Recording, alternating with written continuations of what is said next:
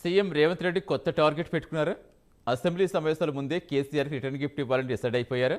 చేరికలపై కాంగ్రెస్ నేతలు ఎందుకు స్పీడ్ పెంచారు, ఇంకెంతమంది ఎమ్మెల్యేలు హస్తం కడువా కప్పుకున్నారో తెలుసుకోవాలంటే ఈ స్టోరీ చూడాల్సిందే.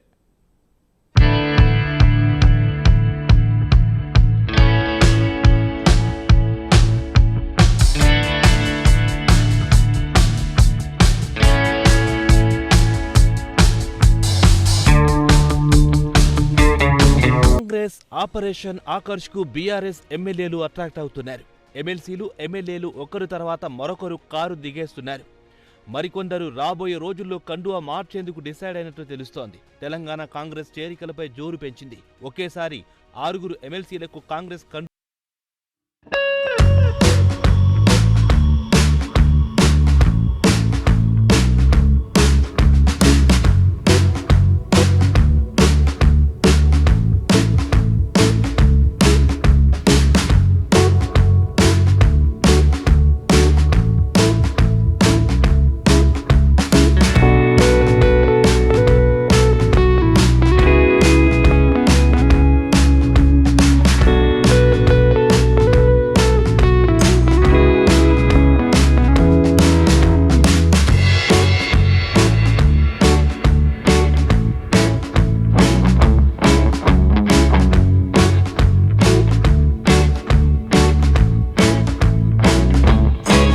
అసెంబ్లీ ఎన్నికల్లో కాంగ్రెస్ నుంచి 64 మంది ఎమ్మెల్యేలు గెలుపొందారు. ఇక కంటోన్మెంట్ బైపోల్స్ లో కాంగ్రెస్ అభ్యర్థి గణేష్ గెలుపొందడంతో కాంగ్రెస్ ఎమ్మెల్యేల సంఖ్య 65కు చేరింది. ఇక బీఆర్ఎస్ నుంచి గెలుపొందిన ఎమ్మెల్యేలు ఒక్కొక్కరుగా కాంగ్రెస్ లో చేరారు. రాబోయే రోజుల్లో ఈ సంఖ్య మరింత పెరిగే ఛాన్స్ ఉందంటున్నారు పొలిటికల్ ఎక్స్పర్ట్.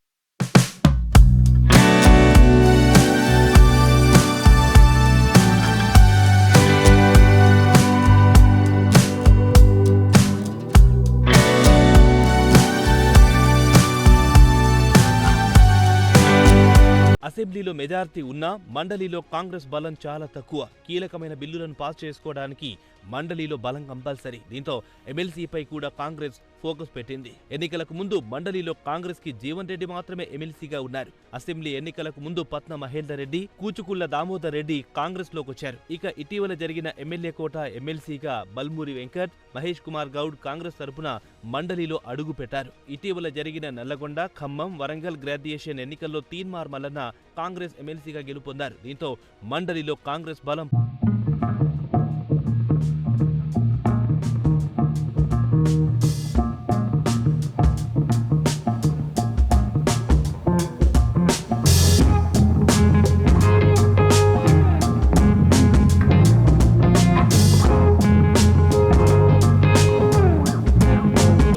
ఎమ్మెల్యేలు ఎమ్మెల్సీలను భారీ సంఖ్యలో చేర్చుకోవాలని కాంగ్రెస్ నేతలు భావిస్తున్నారు.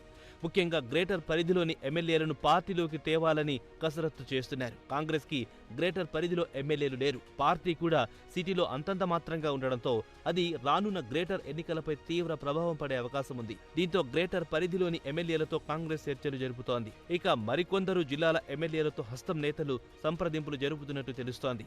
బీఆర్ఎస్ లో ఉన్న 4-5 ఎమ్మెల్యేలను పక్కన పెట్టి మిగతా అందరికీ కాంగ్రెస్ కండువా కప్పాలని సీఎం రేవంత్ రెడ్డి డిసైడ్ అయిపోయారంట.